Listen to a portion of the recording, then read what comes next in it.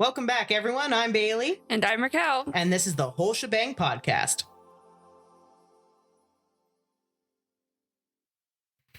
Hello, guys. Welcome back to today's episode, which is going to be Archaeological Conspiracies, Ancient Apocalypse, Graham Hancock. Yeah, this is a me-featured episode. That's a you-featured episode, and tell me a little bit about why you want me to watch this. Okay, yeah. So, apparently season 2 just came out a couple months ago. I have not seen it. At this point, it'll have been almost half a year, probably, by the time this recording is out. But Ancient Apocalypse, if you don't know, is a show on Netflix that was created by Graham Hancock, who is a bit of an eccentric. I'm not going to get quite into all of my criticism of that yet, but as I've mentioned before, I am in, as he would say, mainstream archaeology, and my family does not really, it's not that they don't care, it's just that they don't really study archaeology, or they don't have an interest in it, especially my brothers, and my sort of middle brother, even less so than the youngest one. And this is like the one show he has watched that has anything to do with archaeology. And he thought it was hilarious. He said, "You're going to hate this." And yep. And they like making me watch Ancient Aliens because they think that's funny. I am a fan of Ancient Aliens. I won't lie. I mean, his hair is fantastic, but they think the faces I make are great. So he knew that this was going to be one of those shows. And I thought it would be a great idea to talk about it, why I'm not a fan, my feelings about it, but also because Bailey's here and she doesn't really have an archaeological background. She's what we call the public. I am the public. And she's kind of who we would be trying to gear these sorts of shows and things towards. So I wanted to know what her perspective would be watching it, what her critique is, and then kind of fill in my own. And hopefully this will get out there and help some of you learn how to think about these sorts of things critically. See, and I would like to say, so I love conspiracies like Ancient Aliens, Curse of Oak Island, shows like that. I absolutely love them. Yeah. But I do take everything with a grain of salt and try to think of it scientifically, if that makes sense. Yeah. Like, I love them, but I also want to see both sides of the coin. Yes, and you have to remember any show, anything, even National Geographic, is meant to make money. If they're not making money, it's not worth producing, and therefore, like, you need to have money in order to produce a show like this. So you do have to consider there are going to be some cuts made in scholarship, in general research even, because it's not meant to be just informative. You're not watching a lecture from a scholar. You're watching a show that's geared towards anybody who might pick it up that may or may not have a background. It's meant to be entertainment. 100%.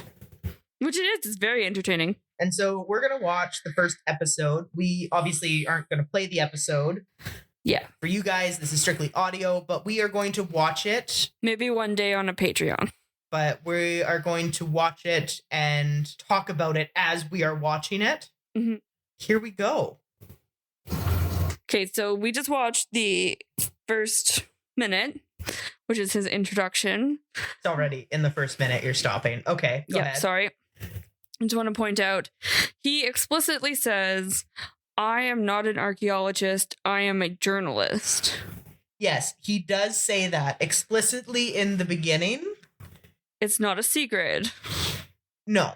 And journalism is a lot different than archaeology. That's the equivalent of a hairdresser and a dog groomer. I would say probably even a bigger difference. Because we still cut hair. Yes. But like one of you looks at scientific research. I mean, journalists do look at scientific research. They have the same kind of process. Okay. You get the facts. You make an argument about it. I mean, unless you're, some journalism these days, maybe not, but traditional journalism. Okay. Yeah.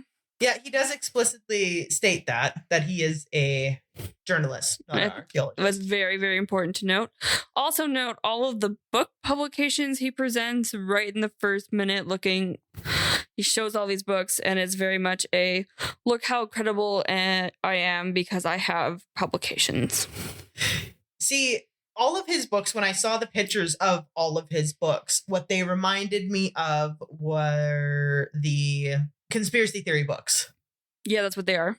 Exactly. When you're looking at these books, to me, it just looks like any book that you might find on, I wrote a book about aliens and my abduction experiences. That's what they look like to me. That's what they are. And the show is based off of these books. Okay. Good to know. Okay, so I have to point out. Hey, it's not just me stopping right away. No, it's not just you stopping right away. This is probably going to be a very long episode. When he says humans are species with amnesia. Yep. That is not possible. Sure it is. It's not. You can't remember things from people 10,000 years ago. Otherwise, the people who believe in the Bible would have a point. I mean, isn't that the point of writing? No, because writing's like a game of telephone. Yeah. If you don't speak the language that a book was originally written in, you are taking creative liberties in how you interpret that. Oh, always. Even then, we can both sit here and read the same book and take different interpretations. Exactly. I just don't get why he's like, we have amnesia because we don't do things the way we did before. I think his point is that we have amnesia because we don't remember this point in history, which, yeah, it makes no sense. I don't know. It doesn't make any sense to me because that is history. But history is always written by the winners anyway, so we're always losing bits of history. Plus, history changes. We always talk about the past as being very stagnant, but it's not. So if I find new evidence or I'm come up with a new idea, that changes what we know about history. Even something that happened yesterday, maybe you remember it one way, but then you look at it and you get different evidence and different perspectives. That changes that event, even if it was lived history. Lost civilization. See, when he talks about lost civilizations, we're not even 5 minutes in. We've stopped 3 times. Yeah, I have a feeling we're going to stop a lot. But lost civilizations, of course there's fucking lost civilizations. Mm-hmm. Are they during the Ice Age? I don't know. Is there any archaeological proof that they are? Nope. Exactly. Unless there's archaeological scientific proof. Well, that's the point of the show, is to find the archaeological scientific proof. Okay, but is he going to give us actual scientific proof? Should I spoil it for you? No. So he says arrogant views of mainstream academia. Okay, well, don't get me wrong. I could see some people being arrogant, but I think they've kind of earned the arrogance. 1,000%. So here's the thing. As someone in quote-unquote mainstream academia, there are very arrogant individuals, and there are people who will dismiss something like this right away. So I'm trying very hard not to just be, no, absolutely not. Because there is a lot of merit to people who have not studied anything to do with ancient studies suddenly finding things that we don't think about. And I think a lot of academics do dismiss that. They dismiss student thoughts as well, which is problematic. But we're starting to move away from that in academia.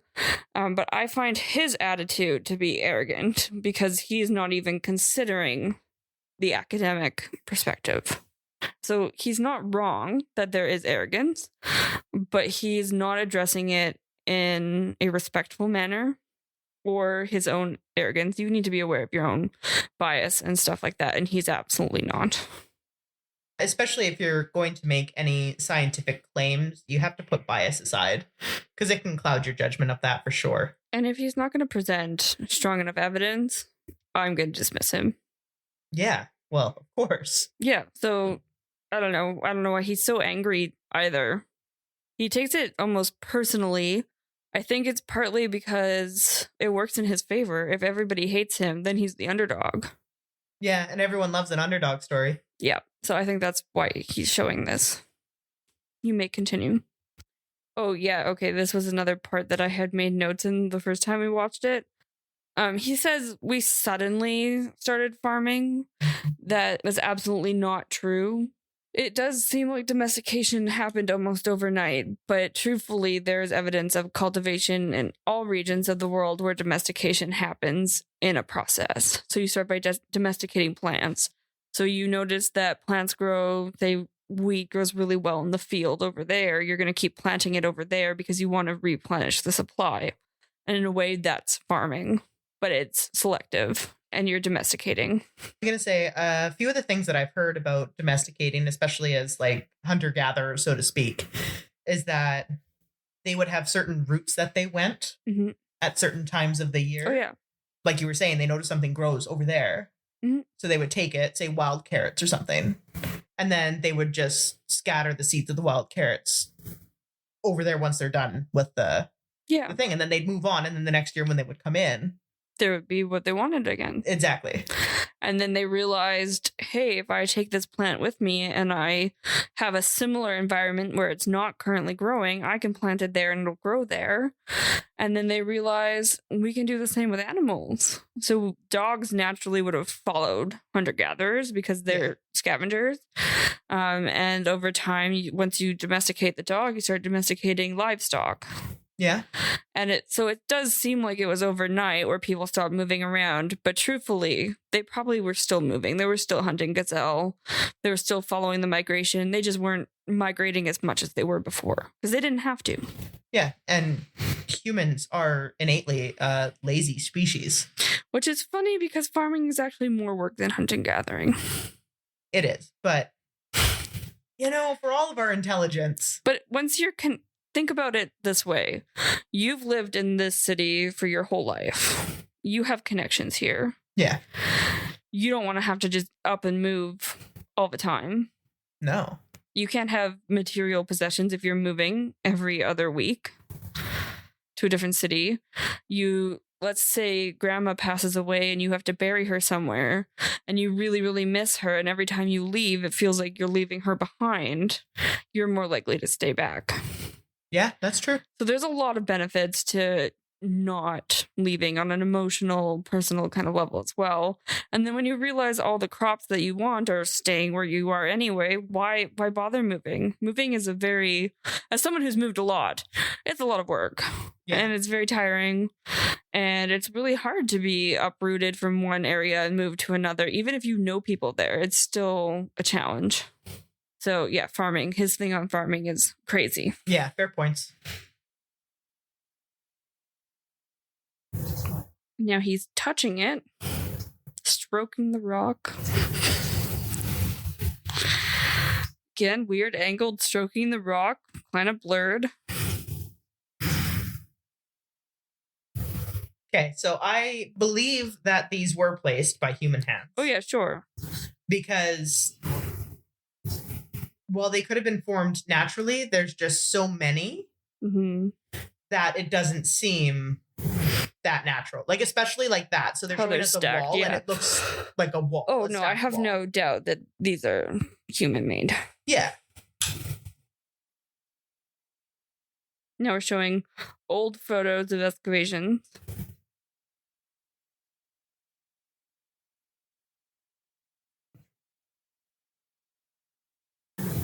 Okay, so here he's talking about how these blocks weighing 1/3 of a ton were not originally from this area and had to be brought over. Mm-hmm.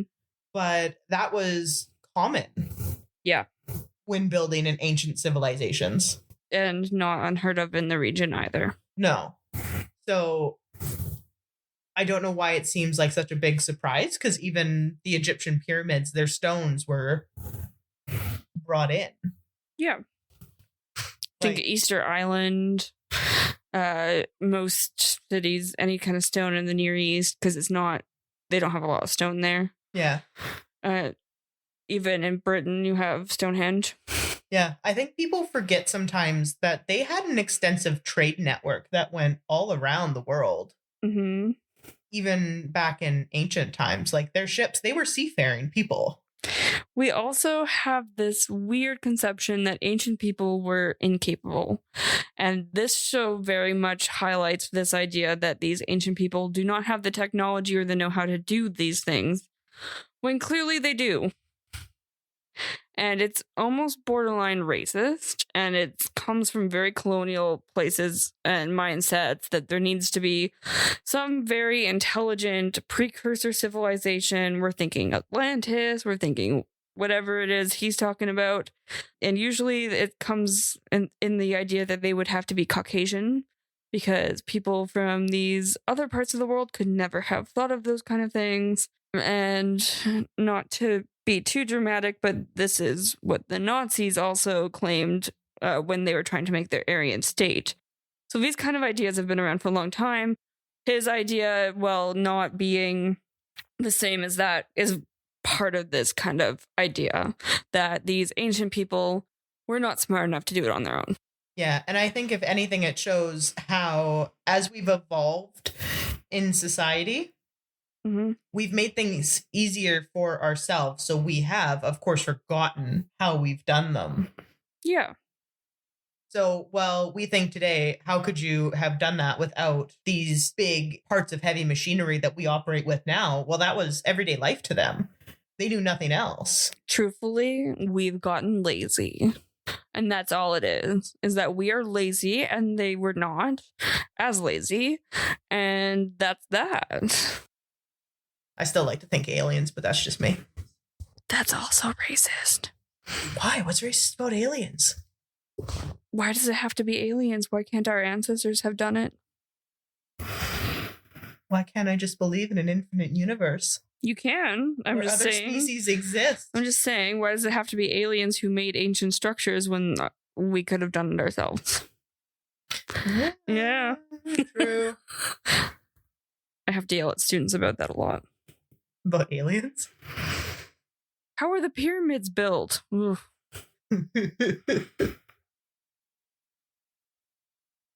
love that pause. There's something unusual, he noted. And yeah, he's talking about the mortar in between the rocks, or what looks like cement. Mm-hmm. But they do realize that if they funded testing on said supposed mortar between the cement blocks, they could get a accurate reading.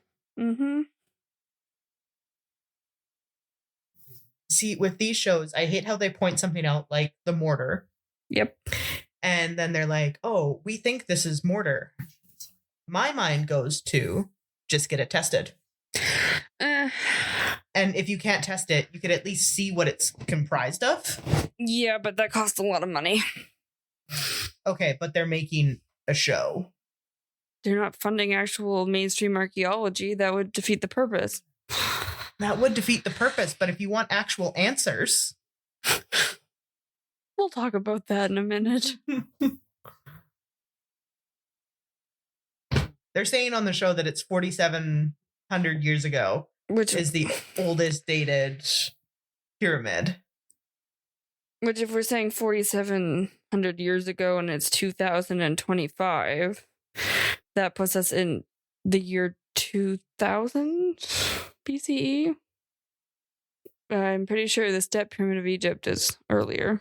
It's earlier. Pretty sure. Don't quote me on that. I know we have pyramid-like structure in Syria in 2300-ish. So, yeah. Okay, so here's something. They're using ground-penetrating radar. Yep. Do actual archaeological digs use ground-penetrating? Absolutely, yeah.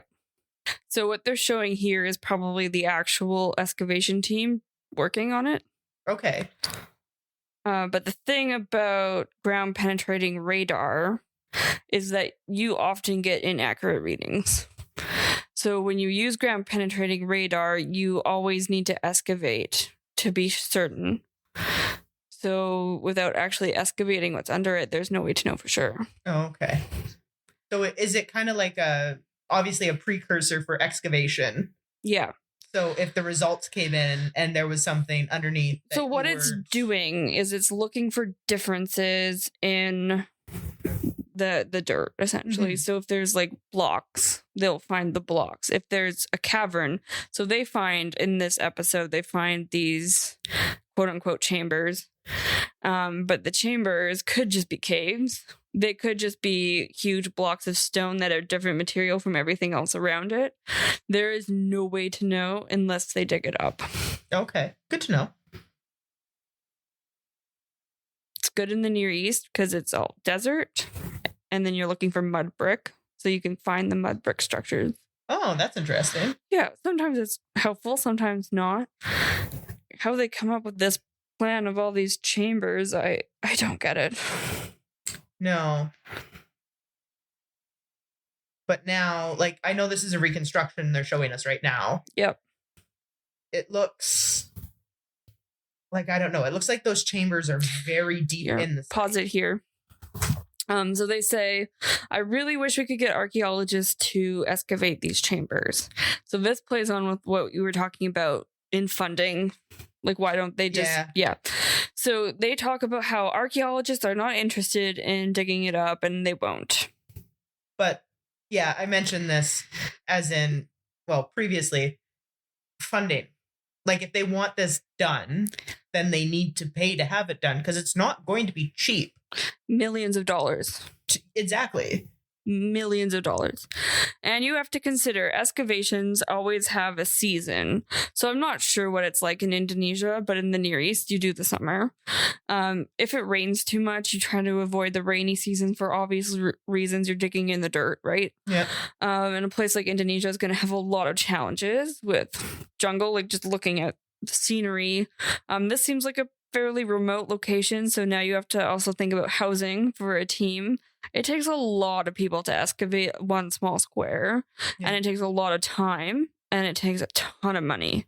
So I'm sure there are archaeologists who would absolutely love to dig here, but they don't have the money for it. They don't have the money. And then I know, well, I have heard, I don't know, but certain governments need to also give permission to excavation teams to go in and do excavating. Always. Even in like Canada, you need a permit.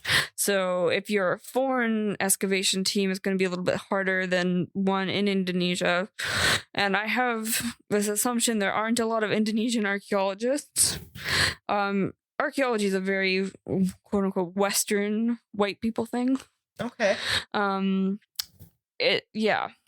That's why, like in Mexico or South America, archaeology has become much more popular now. And they're like, oh, look at these Mayan pyramids we found. We never knew they existed before. They knew they existed. The local indigenous people always know things exist. Yeah. It's just that it hasn't become mainstream yet. So where I work is the ancient Near East, and that was very popular in the 1800s when archaeology started becoming a thing because we were looking for evidence of the Bible. So now we're moving out of those regions. We're not looking for the Bible anymore. We've moved on, and we're trying to find the story. And this is a colonialist thing. Even in Canada, there's Canadian archaeology is not talked about. No, I mean, all of the sites that I hear talked about with excavations are in Egypt or the Near East or Greece or Rome. Yeah, in the places where these great ancient civilizations were, you know? Mm-hmm. But in Canada, you hardly hear about what they find here. Which is a shame because there's some really interesting things here. The Northwest Coast particularly has some incredible sites. A lot of them underwater, a lot of underwater archaeology. But even just in our region, there's a lake around here that has a stone circle. Yeah. That you don't hear about. And it's really understudied. And it's kind of a shame. Yeah, it is a shame. I mean, even when I was going back to our previous episodes, when I was talking about doing the YouTube channel, we have a lot of Native American folklore and other type things that are just astounding. Like, they're great stories. You don't talk about it. But you don't talk about it. And when I was doing research for the episodes that I was trying to make, unless I went and talked to some of the Indigenous elders or went to the museum, you could hardly find any of these stories anywhere. Yeah, it's a shame. And even like Asian archaeology is becoming a new thing. And it's really sad that these have not been studied before. And in fact, archaeology in China might suggest that writing is actually older than we currently place it at, because Chinese writing starts very, very soon, around the same time as we have in Mesopotamia and Egypt, which is very odd, and no one ever talks about it.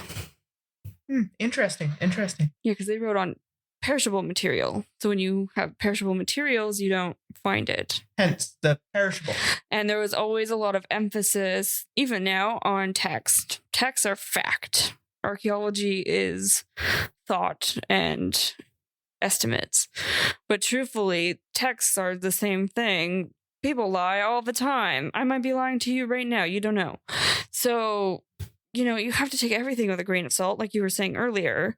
But we can't put all of our emphasis on, Joe Mesopotamian says that the field was really bad and therefore, there's climate change there. Because maybe Joe Mesopotamian doesn't understand what fertilizing his field is. Okay, yeah, I see it. And if we take the archaeological evidence and we look at Bob Mesopotamian's field and we see that his field has the same evidence as Joe's, and we see that, maybe the crops aren't growing, then we can kind of make this inference that, maybe there is something going on in the climate. Yeah, because both stories kind of correlate one another. Mm-hmm. Yeah, so it's moving forward, but it's taking a long time. But this very much is. They don't even, he never addresses, you haven't seen all the episodes, I watched them ages ago, but he never once addresses the fact that archaeology costs a ton of money. Yeah. Like a ton of money. You're talking manpower. You have to pay people. You can't just not pay people. That's not a thing. Yeah. You have to get the people to this region who are trained. You need to hire local people to help out. You need to pay for housing. You need to pay for permits. Permits are not free. You have to pay to excavate if you get lucky enough to have the permit. You have to pay for flights. You have to pay to house everything you dig up. Where are you going to put it? Just back in the ground? That's not how this works. So now you have to cooperate with museums, and the government will usually have a place where they want you to put your stuff. It's different per country. You also have to consider your entire workforce needs to be fed. They need water. They need bathrooms. And you're in a remote little village in the jungle. You also have to consider how much of the jungle are you allowed to remove. In Guatemala, where I visited, you're only allowed to remove 30% of the jungle on all archaeological sites, because if you remove more, you're hurting the ecosystem. So there's a balance there as well. And I'm sure a place like this probably has rules like that. I don't know. I'd have to look this up. There's just so much that you have to consider before you even put a shovel in the ground. And they don't even talk about it. They're just, they won't do it. Yeah, and I know. So for a non-archaeological person like me who's watching this show for entertainment, and so if I would watch a show similar to this, like not similar, but we'll go along the lines of Oak Island, Blind Frog Ranch, the people who own those places, they fund everything themselves and they have millions of dollars. Yeah. And because they own the land, they are free to do whatever they would like with it, which isn't the case in these situations. No. And you also have to consider that everything on top of it needs to be destroyed in order to get down. So this is something that not a lot of people think about, but if I have a house, say your house that we're recording in, if there's a house underneath it and I want to excavate it, how do I do that? I got to bulldoze your house. So in this case, there's no one living there, but in, say, places like Egypt, a lot of the ancient city is under people's houses. And sometimes you have archaeological sites on top of archaeological sites. They build in the same place. We still build in the same place. Yeah. So you have to destroy what's ever on top or remove it in order to get to what's underneath. And sometimes that's not possible because, it could be a UNESCO World Heritage Site. And if you start removing that, you're destroying it and you're causing other issues. Yeah. So there's a lot at play here. You can't just go in and I'm going to dig up this hill now. Like, that's not how it works. Yeah, no. Okay, that's my rant over. Sorry. Okay, yeah, let's go. Let's continue. Because now you're looking, this map here shows what the chambers looked like when they did this search. Mm-hmm. That's nothing compared to what they were showing on that map. No, like those chambers look like they were literally Yeah, here it is again. Yeah, so on the map they're showing like chambers that look like actual rooms, like on the CGI image that they've created of it. Mm-hmm. But on the actual radar map, they look nothing like that. It's just basically a straight line. Yeah. Which could honestly be anything. And I hate this implication he keeps making about the people not being able to create the structure. Yeah, it's common in archaeological shows to downplay, like you said, the intelligence of ancient civilizations. He also never once talks about how they dated the site. No. And so here they're talking about core drilling. Mm-hmm. But with how high they show that hill, mm-hmm. they would have to do a very significant amount of drilling to get to the bottom. Yeah. To find out what exactly is at the bottom. Again, they show the cores, but they're not telling what in the core is giving them the evidence for the date. Did they do analysis on the dirt? Did they track the rock formation? Like, what are they doing? Like, see, I'll go off on a little bit of a rant here. This is probably going to be a long episode. Mm-hmm. But so my rant is I started watching the show Blind Frog Ranch, which is basically a ranch out in Utah that they discovered an underwater cavern. Mm-hmm. And in this cavern, there is a box. And there are legends out there about an ancient Aztec treasure. Yeah, sure. But so they found this box, and what they did was they took a core sample of the wood on the box and they sent it in. Mm-hmm. And they said it dated back 500 years, which kudos, that's what they got. So they tried to extract this box, but they ended up only pulling out one log from this chest mm-hmm.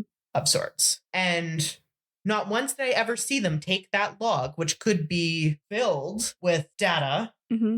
and send it in to be analyzed. Yep. And to me, that just seems like such a simple, okay, you're paying for everything and you won't send the log in. Because okay, you got the core sample. They say it was 500 years ago, whatever. But you just pulled a log out from this quote unquote chest. Send it in. Yeah. Send it in to actually be analyzed. Because it even had rope attached to it that was supposed to be Aztec rope. Mm-hmm. And it's, okay, so now you have two substances. You have rope and you have the wood. Get the rope analyzed. Yeah, that's kind of a red flag. It just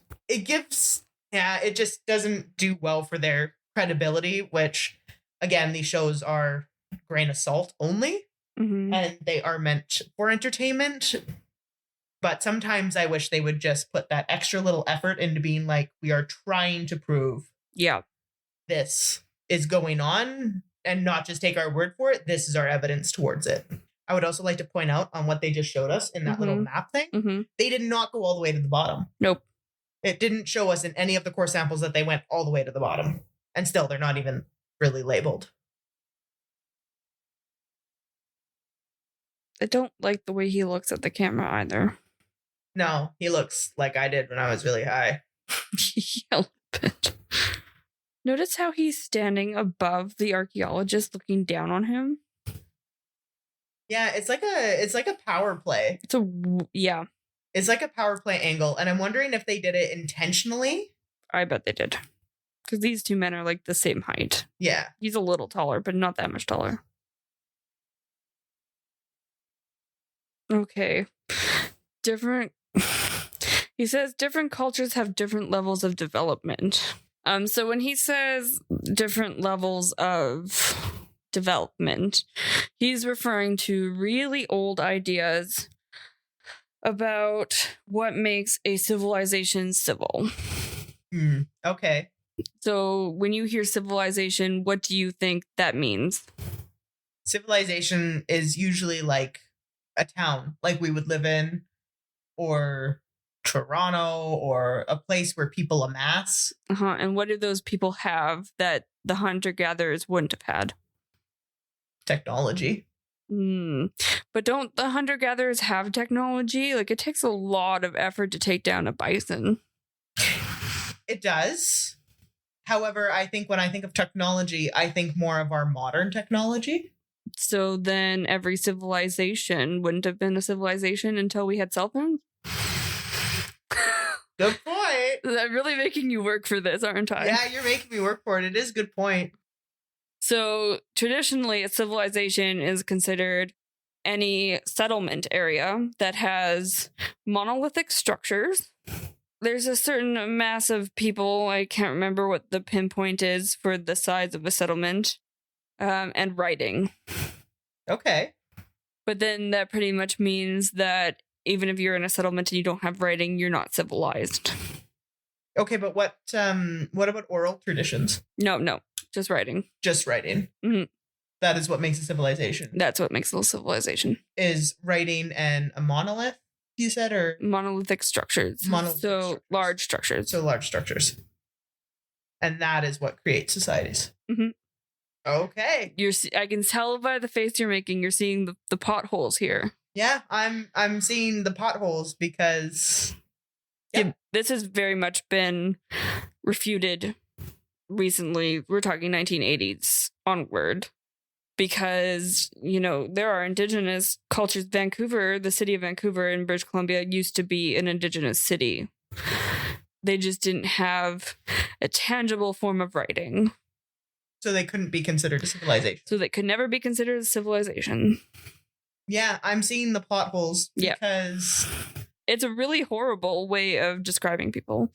it is, because a lot of people, even if they don't have writing, they had oral traditions of passing down like their histories and their Mhm. stories. And so these ideas of what makes a civilization really came out during the colonial era when we're conquering other lands, and it's a means to dehumanize the local indigenous peoples. Wow, white people suck. Yeah, we suck. Yeah, we suck. And now you're really thinking about it. I can see it going in your head. Yeah, it's because if you would even just change the wording, it would change so much, Mm-hmm. right? Yeah. And there are so many cultures that have forms of writing that we are just not accustomed to. Yeah. Like there are ways of writing. I mean, oral tradition you've mentioned.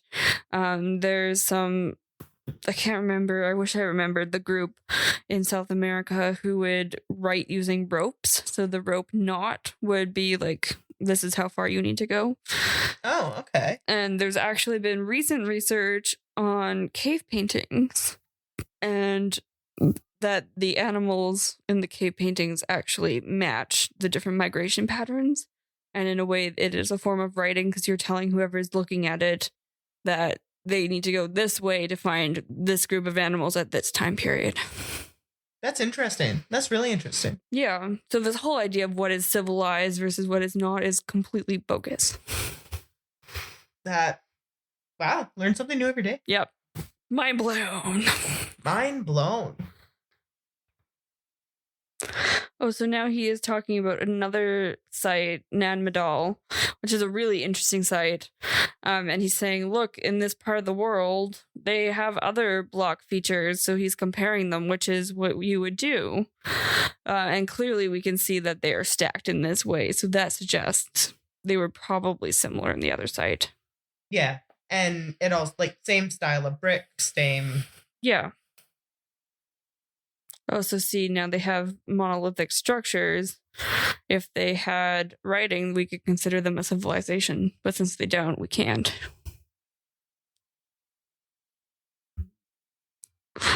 Yeah, mind is still blown on that. Because, like you said, what if they had perishable forms of writing? Yeah. And What if the Egyptian papyri didn't last? Yeah. Would we consider them a civilization? Or we would just look at the pyramids and be like, who built this? Mm-hmm. That's why nowadays we don't think about it that way. Yeah. Well, that's a good thing because. But my friend Graham Hancock here seems to have a very old perspective of archaeology and anthropology. Okay, so I did want to mention this too, because he's talking about sea levels rising dramatically Mm-hmm. at the end of the Ice Age. Yeah. So scientists have talked about how the world goes through these climate cycles. Mm-hmm. So there was probably something akin to global warming prior to the Ice Age. Yeah. And then as the Ice Age began to thaw and water levels rose, that is what happened. Mm-hmm. But it doesn't happen overnight. No. And he's talking about it like it was one day there was land and the next there wasn't. And then he has been talking about, these flash floods or these global floods. Yeah. Tsunamis exist. If you live on an ocean, tsunamis are a possibility. Yeah, we're getting to that part. That's just my opinion. And I did want to add just one more thing. You're worse than I am. I know. As I talk about climate change and global warming, I believe in climate change and global warming, and I do believe that our current way of living has sped up the process. Mm-hmm. So it's not to say that, how could they have climate change or global warming back then? I believe it's a cycle of the earth that humans have had a bigger hand in fast tracking. Definitely. What a normal cycle would be. Mm-hmm. And I think other events, like you look at the wiping out of the dinosaurs, Yeah. those sorts of things are not completely triggered naturally, but they do happen. But they do happen because if an asteroid the size of what did hit Earth, we'd probably all die too. But it would also cause severe global climate change. Yeah. Like almost instantaneously. Our climate and our world is very fragile. We're like a newborn baby. And when anything upsets the newborn baby, we have to deal with it. Yeah.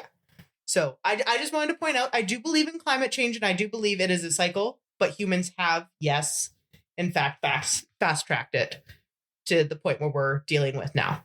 Because we're awesome at destroying the world. Right? Like, what if we were originally put on Mars, but we fucked up that planet, so we had to jump ship? I mean, yep. Conspiracy theory right there. Humans are a parasite that landed on Earth. Literally. We're like Hootie from the Owl House. Hoot hoot. Hoot hoot.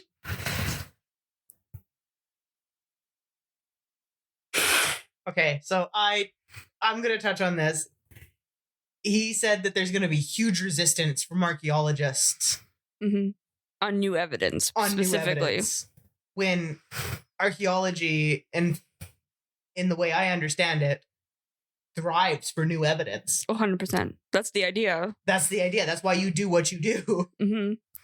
He also, something I want to bring up kind of on this note is we talked about the money issue in archaeology, but we haven't talked about the publication issues of archaeology. It takes forever to publish stuff. So I have a professor who's still publishing material from 1995. Oh, shit. Because it takes so long to go through it, and the older you get and the more you learn, the more your interpretations change. So there are things that get redacted because you can do that where you change your idea about something.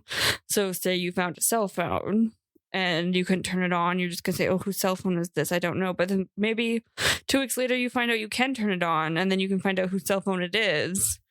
Then you're going to change your earlier statement. And that happens a lot. And people spend their lives studying one single object. So archaeology takes forever to publish. And then just publications, you have to apply to a journal or a publisher. You need to have editors. There's people who peer review to make sure you're not spouting absolute nonsense and that your arguments make sense, even if they don't agree. Then there's always, multiple drafts of an article. It just to be published takes up to 2 years usually for one article. From start to finish. And that doesn't include writing it or the excavation process. So you can understand why this takes a long time. Oh, yeah, of course. So he'll talk about archaeology as if we're hiding things. We're not, we're just slow. That's what I tell people all the time, because when I meet new people and they say, oh, you're in archaeology, you must know all the secrets. There are no secrets. You can find out these things. You talk to any archaeologist, they are happy to tell you about the cool things they found on their excavation. But it's slow, and we don't like just jumping the gun and saying, look, I found this, when actually, no, we're just making it up. We want to make sure things have been accurately researched and that we have an informed idea before we go out there with it. And, you know, it takes a long time, and sometimes it just doesn't get picked up. Yeah. I mean, you talk about articles and stuff like that, but it's not articles in like a magazine I would read. No. It's an archaeological magazine, an archaeological journal that they would pick up. So totally different. This is not entertainment. Like, we would see his articles in any magazine. Yeah. Most likely. Sure. Because it's an entertainment piece. But for actual scientific pieces, you have to look in specific areas. Also, the problem in scholarship, which is something I have argued with some of my professors about. And if they're listening to this, I'm sorry. But it's this idea that academia needs to be accessible. And I am a very, very loud advocate for accessibility. I work in accessibility, trying to get ancient studies out there to everybody, to you, the average population. And it's very hard. It's really challenging. And sometimes we take things for granted. So I know you and I talk a lot about my research, and I talk about cylinder seals. But I know what a cylinder seal in Mesopotamia is, but I'm sure you've probably never seen one. No, but I'm pretty sure I did see one when we went to the British Museum. And I pointed it out and was like, this is what I'm talking about. This is what I'm talking about. But I take that for granted. So I just assume that everyone knows what a cylinder seal is, but they don't. Yeah, when no one would have a clue. And that's part of the problem, is when I'm writing a scholarly academic journal, I have to take those things for granted. I can't spend 3 pages telling you what a cylinder seal is. Yeah. Because I have 20 pages that I'm allowed to write. So you need to make them very condensed, but also the language we use sometimes. Like, I get bored reading scholarly articles if the vocabulary is too much. Yeah. If they're throwing too many ideas at me. Well, it's like when you go to your doctor and you're like, what's wrong with you? And they give you the scientific terms and you're like, can you just put it in layman's terms? Yeah.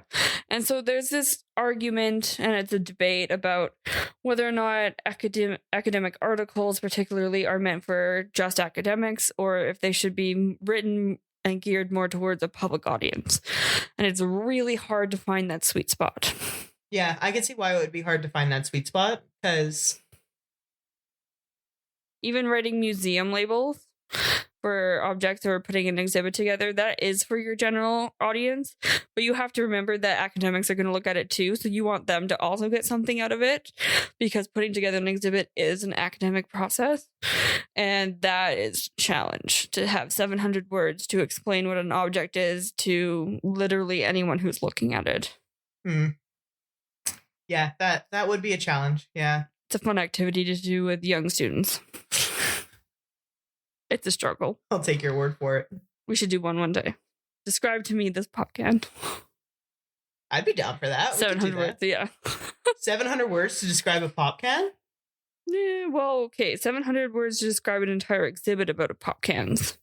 So you get 250 for the pop can. Okay, so 250 for the pop can. You have to do your who, what, where, when, how. 250 words. Okay, well, as long as you remind me of that, that'd be a cool experiment. We should do that.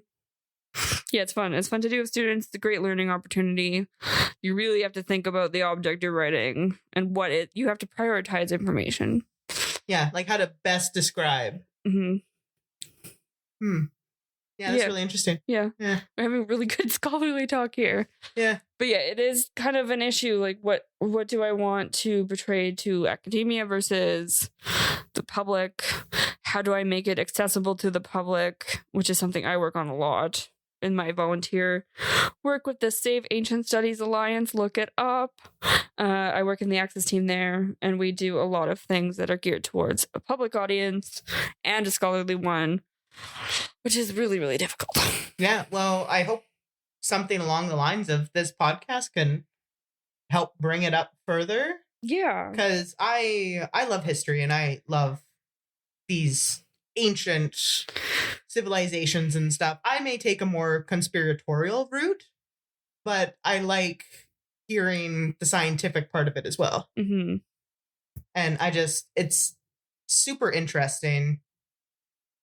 The pause on his face, no one can see it, but it's pretty great. Yeah, he looks like he's contemplating life right now. Yeah, I mean, okay, this man is worth millions. So See, if he has millions of dollars, why doesn't he fund the excavation? exactly, right? The other thing I wanted to talk about before you click play again in our last 5 minutes of this episode, he's talking about the flood. And he's talking about how a lot of ancient cultures have stories about a flood. Why do you think, Bailey, that there are a lot of stories about the flood? Tsunamis? Okay, think more practically. So there are no tsunamis in the Middle East. Okay. So why would he be talking about a flood? Rains? Yeah. The rains would rise the water levels, which would cause the flooding. You're getting there. Okay. Where do people live? Oh, okay. Now I get you. So even today, if you think about even Canada, where all the big major cities are, they're all along waterways. And ancient populations were very, very reliant on water. Mesopotamia, every single ancient city in Mesopotamia is on the river, either the Tigris or the Euphrates. That would make sense. So any significant rise in water, which could be like the flash floods. And imagine your house is made of clay. Bye-bye house. Bye-bye house. Yeah. And livelihood, everything. Even today, when we have huge flooding, it's a natural disaster. It's a big deal. Oh, yeah. So if your house is a little tiny room made of clay and there's a huge flood, you just lost everything. And your chances of survival are very slim. Yeah. So the fact that there are these flood stories everywhere does not surprise me whatsoever. And they focus on either one or two humans surviving these floods for whatever reason. I mean, in Noah's Ark, it's because Noah is righteous. In the Mesopotamian tradition, it's because Atrahasis, who is the Mesopotamian Noah, he survives because he has favor with one of the gods. And the god tells him, you need to do this. Because he does provide regular offerings and the god finds favor in him. So there's always some divine intervention. Mm-hmm. But this is sort of a story about a horrible, horrible thing happening, which does happen. And someone rising above it and restarting and rebuilding, which is meant to give you hope. Yeah. Okay. Yeah. It's like any story, you have something really tragic happens to the main character. They rise and overcome it. So if you're relating to that kind of story, of course it's going to be popular. Yeah, because it resonates with you. Yeah, exactly. Yeah. And so he's like, oh, it's this great mystery that there's all these flood stories, but not really, because every major civilization, especially the ones he's talking about, are all located along rivers. Yeah. In ancient China, they're along rivers. In India, they're along rivers. In Mesopotamia, they're along rivers. In Egypt, they're along a river. In Greece, they're on the Mediterranean. And in Rome, they have the river.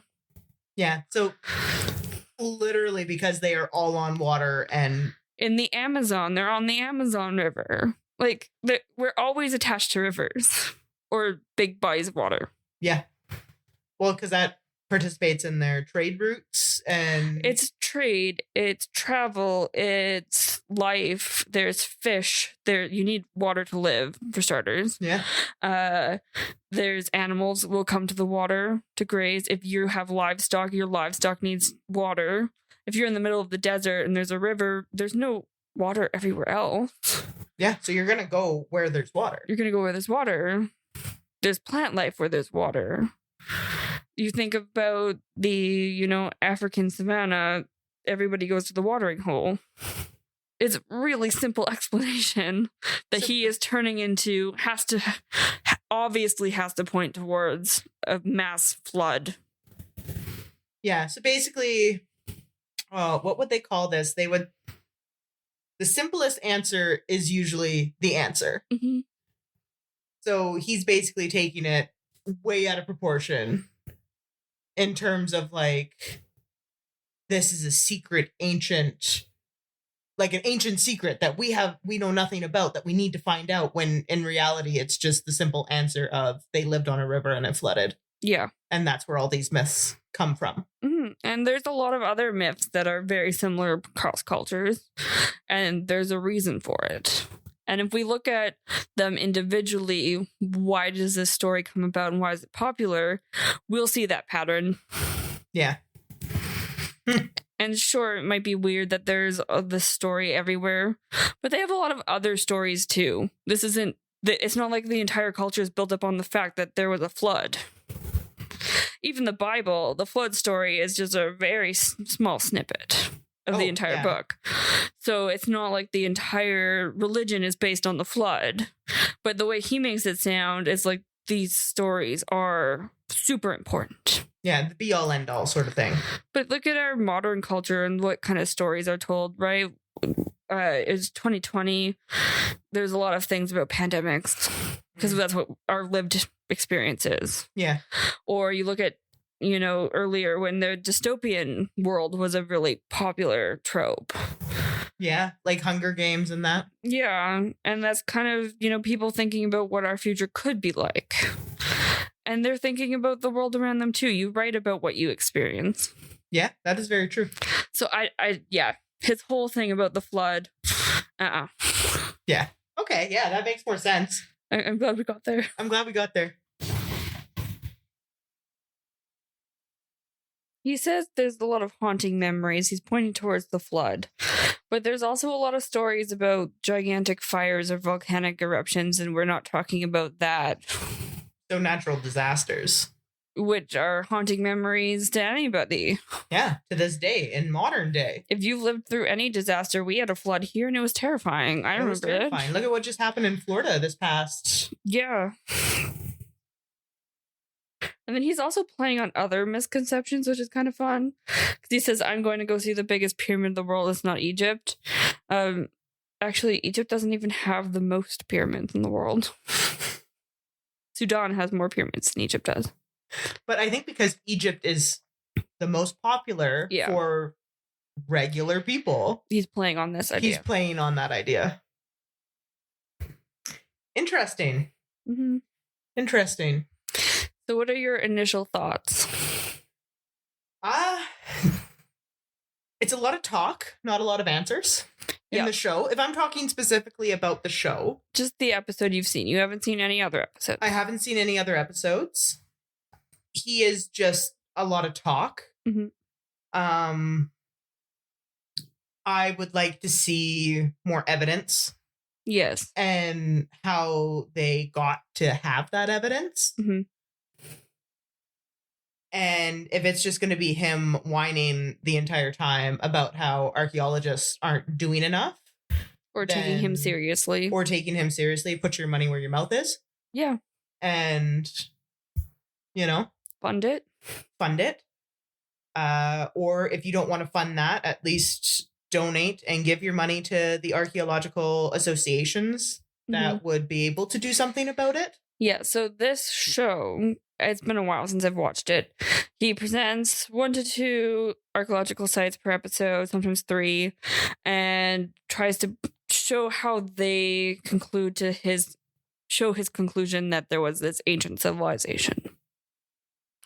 And when I watched it the first time, I was dying for him just to say that he thought they were aliens. Because he hints at it so hard, and he is like one step away from having his hair standing up because he's there, but he just won't say it. No, because he still wants to sound credible. Yeah. And by the end of it, he had still come to no conclusion. There was no coherent evidence whatsoever. He just presents these ideas and says, well, maybe, but he doesn't present how they actually work with his argument. There's no tie together. There's no proof. And it was so frustrating because he couldn't even, misconstrue something as proof. He just presents a bunch of nonsense. a bunch of nonsense. See, I appreciate science backing it up. Mm-hmm. He's like, look at all these sites that are understudied and old. So put your money so people can study them. Yeah.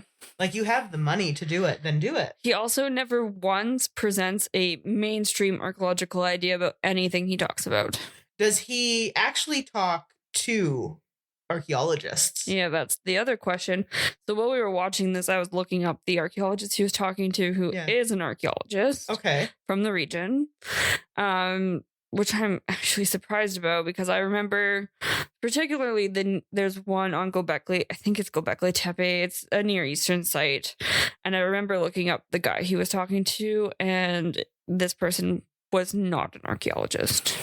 Okay, so he's hit or miss. Hit or miss. Whether he actually talks to an archaeologist. And I'm imagining in this sense, the one archaeologist that I did look up was not agreeing with his ideas.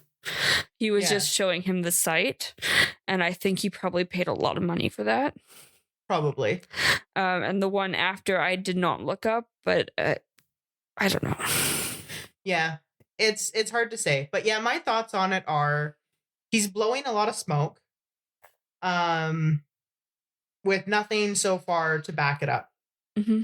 And I'm curious, so let us know if you would like us to watch more of Ancient Apocalypse and give you our thoughts and feedback. We will in the future also be watching an episode of Ancient Aliens. Yeah, that one is sort of more my thing. I love my conspiracies, but again, I take it with a grain of salt. I do like thinking more scientifically. Yeah. Because there are explanations for almost everything. And I'll definitely pick an episode that focuses on more of the ancient Near East, so I can talk about why and why not those things make sense. Yeah. But yeah, that concludes our episode for today. Mm-hmm. So again, let us know what you think, rate and review. Yeah, and if you want to know more about Graham Hancock, look him up on Google. If you're curious about this show in particular and the response to this show, and maybe a little bit more of an informed, in-depth review about it, there are a lot of archaeologists on YouTube who have reviewed it. And I do highly recommend watching some of their episodes. There's some great things on, well, I guess now X, what used to be Twitter.